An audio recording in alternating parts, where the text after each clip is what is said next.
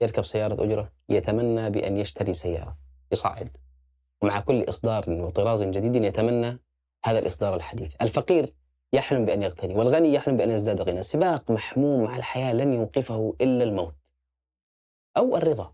لم يخلق الإنسان لهذا السباق المضني الذي لا نهاية له، ولكنه خلق لسباق آخر. سابقوا إلى مغفرة من ربكم وجنة عرضها كعرض السماء والأرض.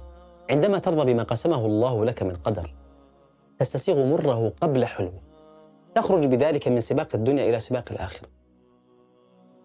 الرضا هو أعظم النعم التي قد ينعم الله بها على إنسان. فقير راض أغنى بكثير من ثري غير راض، سقيم راض أسعد حالا من صحيح غير راض.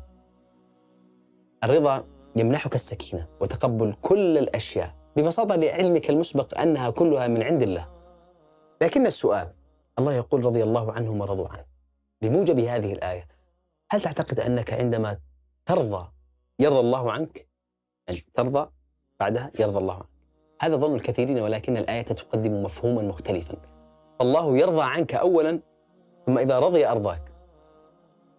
الرضا مش صفة مكتسبة، الرضا منحة إذا منحها الله لك فاعلم أنك من المصطفين الذين رضي الله عنهم فأرضاهم. هذا طبعا مش معناه أنك تجلس تقول أنه أنا مش راضي لأن الله ما أعطانيش الرضا، لأنه دورك الحقيقي ومهمتك في هذه الحياة أن تسعى للفوز برضا الله عليك. إذا ما رضي أرضاك، وأكيد ما فيش داعي تقول أنه أنا والله مش عارف كيف أرضي الله. افتح القرآن يا صاحبي واقرأ مئات الآيات. أوامر الله واضحة ونواهيه واضحة، وكل ذي بصر أو بصيرة يعرف جيدا ما يستجلب رضا الله وما يستدعي سخطه. وما عليك إلا الاختيار. طريقان هما دوما، طريق الجنة وطريق النار، الحق والضلال، طريق الرضا وطريق السخط.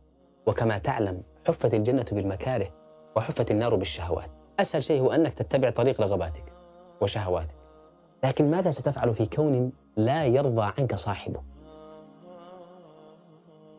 سيتقرب البشر والشجر والحجر إلى الله بغضبهم عليك، ستبغضك حتى نفسك مرضاة لله، سيغضب عليك رزقك وولدك وأعضاء جسدك. إذا استطعت أن تعصي الله فكيف ستقنع بقية مخلوقاته بمعصيته؟ الأمر مش تصوف ودروشة، حتى وإن كنت مادي بحت. ليس من صالحك أن يغضب الله عليك، حتى وإن كان أمر الآخرة هو آخر همك. الدنيا أيضا لا تطيب لعاص، ولا يغرنك تقلب العصاة في النعم، فإن الله حكيم خبير. يستطيع الله أن يشقي بني آدم بالنعم تماما كما يستطيع أن يشقيه بالنقم. ابحث عن رضا الله في كل شيء حتى يختارك ضمن عباده الذين رضي عنهم. السلام عليكم ورحمة الله وبركاته.